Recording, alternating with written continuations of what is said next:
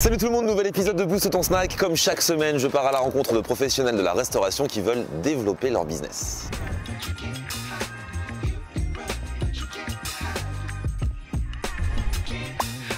Et ouais, Viry-Châtillon, les amis, Bankit, j'étais déjà venu là à l'époque. Il y a environ un an, j'avais rencontré Nak, il avait démarré depuis quelques temps. On va voir comment ça s'est passé pour lui et quels sont ses projets maintenant. Ah! Il est là, monsieur Nak. Comment tu vas? Ça va, Florian? Ah bah super. Ah, content de te voir. Ah bah plaisir partagé. Nak, j'étais venu quand? Printemps de l'année dernière? Ouais, il y a un an maintenant à peu près, ouais. Et alors ici, c'est Bankit, c'est un truc qui n'existe pas. Le mélange entre les banh mi, donc le sandwich vietnamien, et les bokit, le sandwich guadeloupéen. En plus, t'as vu?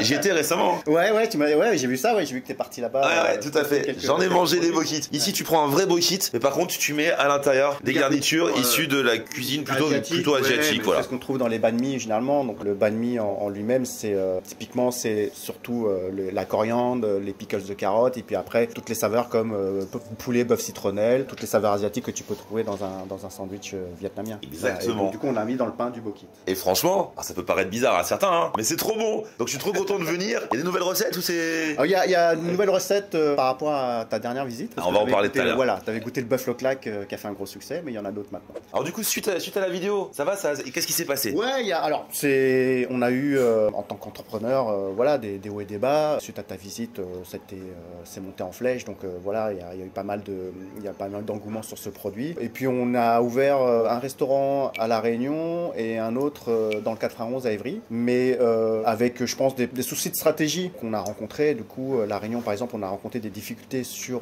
les ressources humaines. Nos cuistots ont quitté le restaurant, et pour moi, gérer à distance, ça fait partie des contraintes. Voilà. Et surtout, si tu veux faire tes Bankit et les envoyer à La Réunion, ça fait un peu long. C'est pas possible, il nous faut des cuisiniers là-bas. Hein. Exactement.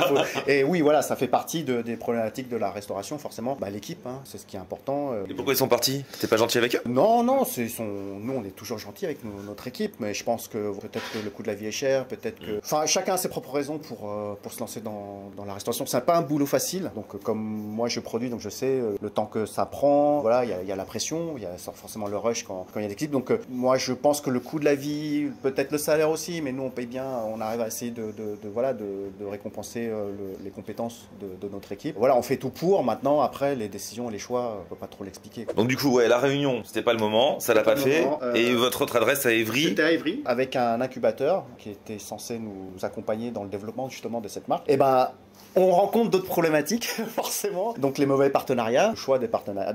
Ça s'est pas bien passé non plus. Ça s'est pas super bien passé parce qu'en fait, le deal n'était pas gagnant-gagnant entre nous, et on s'est aperçu, et heureusement assez tôt, que voilà, on était plus sur un côté plus gagnant de son côté que d'une autre. Les prestations qu'on était censé avoir, on les avait pas spécialement, et du coup, bah voilà, on dépense de l'énergie, mais il faut qu'il y ait un retour derrière. Ah oui. Donc vous avez mis un terme aussi. Voilà, on a mis un terme. C'était pas. Donc là, on se retrouve un peu à la case départ.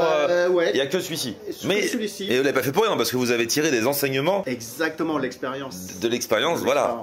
Comme on dit, home sweet home, on est bien à Viry, on est bien chez soi, et voilà. Mais vous aimeriez bien quand même développer d'une façon ou d'une autre. Voilà, et c'est ce qu'on va voir aujourd'hui, parce qu'il y a Julien qui va débarquer, notre expert de la franchise. Voilà. Et lui, tu vas voir, il arrive, il regarde vos comptes, il regarde à quoi ça ressemble, il regarde les prix, il vous dit là il y a ça, il faut faire ça. Oui, la stratégie, justement, je pense qu'on a besoin d'être accompagné. Et puis le programme Impact, on fait partie depuis quelques mois, nous accompagne justement pour donner toutes les informations, toute l'expérience et des retours des personnes qui sont beaucoup plus qualifiées que nous, hein, forcément, et beaucoup plus d'expérience pour développer. On aimerait bien faire découvrir notre produit au plus de personnes possible, hein, forcément. Voilà. On mélange deux produits, le bokit et le banh mi. Ce sont des produits qui sont tendance actuellement, on est les seuls à le faire pour l'instant. Bah voilà, on aimerait bien que faire découvrir ce produit-là au plus de personnes. Et Julien va mettre son grain de sel dans cette histoire. Ça va, Julien? Yes, ça va. Tu vas bien? Oui.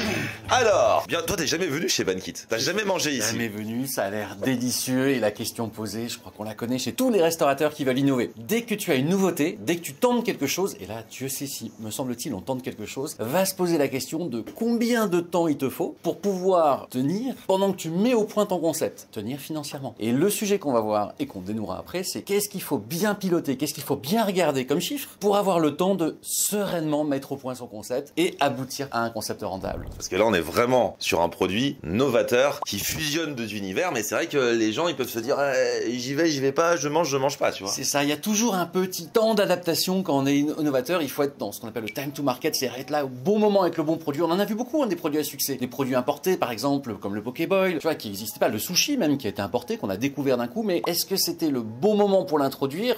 Le tacos, qui est une invention purement française en fait, de sandwich tacos, il y a eu un bon moment de time to market. Et bien avant, ça a pris parfois un petit peu de temps à mettre au point. Et pendant ce temps-là, il fallait tenir en tant qu'entrepreneur. On va regarder après ce qu'il faut guetter pour tenir justement pendant ce temps-là. En attendant, mon instinct me dit que c'est le bon moment pour Let's go to work, 'cause I'm tripping. Gotta work on myself, 'cause I'm falling apart. Please wake me up. Oh là là, ça c'est pour qui? Ça, c'est pour toi. Oh Julien, la chance. Il a quoi Julien? C'est le best-seller que tu as adoré la dernière fois, c'est le Buffalo Clack. Ah ouais, d'accord. Donc c'est la spécialité de la maison. Et là, je t'ai mis des sauces en plus issues de. Alors, tu as la sauce chien, fait maison, et tu as le rougail tomate issu de la Réunion. J'adore le piment. Oh là là, par ici, les deux. Carrément. Le poulet char siu. Char siu, c'est quoi? Char siu, c'est en fait une marinade de Canton, de Chine. C'est un peu un mélange avec des épices.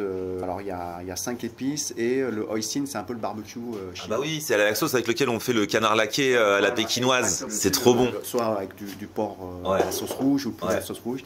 Et nous, on l'a intégré dans le bokit. Donc ça, c'est une nouvelle recette que tu n'as pas pu goûter, enfin qu'on a mis en place. Je vais remédier à ça. Voilà. Et à côté... Et c'est le même, c'est parce que c'est pour vous deux. Ah d'accord, ok. Vous allez bien manger du coup. Allez, 2 bokits déjà pour Voilà, Julien. deux bokits. Bienvenue chez Bankit. Bah écoute Julien, c'est bien beau d'en entendre parler, mais... Ah bah ouais. Et franchement, moi je reviens, j'étais en Guadeloupe il y a quelques semaines. Le bokit, en lui-même, le porc, il est super beau. Et puis là, du coup, le lock-lack dedans, c'est la fusion des univers. Puis t'as tout le croquant, tu vois. Regarde, t'as du croquant, des pickles, des carottes, t'as le croustillant. Après, ouais, t'as la viande derrière. Et je vais mettre un tout petit peu de sauce piquante parce que dans un certain plan de coupe, il y a un pot complet qui est passé. Moi, j'en prends juste un petit peu. Fais-toi plaisir, Julien. À la tienne. Il est parfait. Regarde, on voit bien la viande. Tu connais le buffalo clack? J'adore le buffalo clack. Et là, tu vois, le mélange du buffalo clack avec tout son croustillant plus le pain bien frit, tu vois, ça donne un ensemble qui est vraiment délicieux. Alors, le poulet chiarsou, nouvelle recette dans le bokit. Il y a aussi les textures. Et franchement, dans le pain bokit, je sais que la première fois que j'ai fait la vidéo, il y a certains puristes du bokit qui ont dit oui, c'est un scandale de mettre ces recettes-là dans un bokit. Je sais pas pourquoi, parce que le bokit de base, c'est un sandwich, c'est le pain. Dans un pain, après, tu peux mettre n'importe quoi. Surtout que là, c'est pas n'importe quoi. C'est travaillé, c'est des vraies recettes. Je trouve que ça matche bien dans ce pain croustillant. Je vais même me taper le poulet comme ça, là. Tu veux quoi, sauce ananas? Ouais, le poulet trop bien cuisiné, bien mariné et tout. Julien, est-ce que tu es prêt pour le Summer Body? Ah bah ouais, d'autant qu'il y a 2 bokits là. Ouais, 2 bokits plus, regarde ce qui vient d'arriver. Là, on a les nems, là, on a les acras, et là, on a les poulets frits. Ah là là. Vous les faites vous-même, les nems? Ouais, tout est fait maison. Voilà. Magnifique. Eux ici mettent acra avec les sauces. Aigre douce. Oh là là, regarde ça. Un bel acra. Il est parfait, il est tout chaud. Il est tout chaud, il est tout chaud. Il est en train de se cramer les Ah, exactement. Oh là là, regarde-moi à l'intérieur là. À la minute, c'est parfait. Super élevé au lait. Tiens, et assez léger, hein. Enfin, assez léger, assez léger. Ouais, j'y retourne. comprend. Ils sont vraiment faits minute de chez minute là. Du coup, là, c'est acra de quoi, t'as dit? Crevettes. Acra crevettes. Comme ceux que j'ai mangés en Martinique là. Ah, ils piquent bien. Hein. Ah ouais, ils arrachent. Hein. Ils piquent de ouf. Les nems, magnifiques. Nem maison là, c'est là où tu vois vraiment la différence. Hein. T'as vu la farine de manioc sur pour le poulet frit? Pour le frit, farine de manioc, là tu la vois, elle est quand même totalement différente du crispy habituel. Ouais. J'adore les crispy. Hein. Encore un poulet frit maison. Bon, on a bien nourri Julien. Maintenant, il va pouvoir bosser un petit peu. Et regarde, il a demandé leur bilan de l'année 2023 et il est en train de checker les comptes. Il est en train de checker le bilan. Calmement.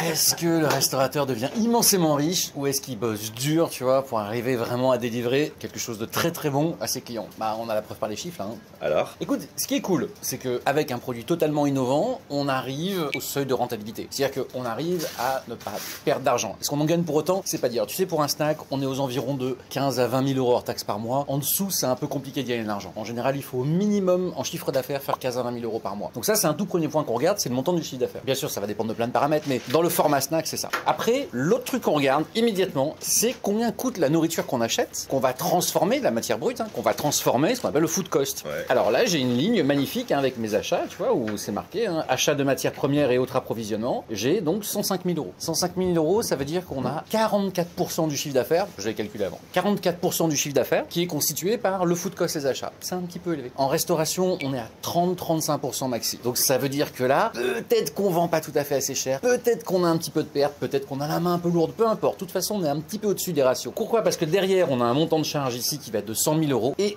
100 000 € de charge, c'est encore une fois 40% de charge, c'est un petit peu élevé par rapport aux chiffres.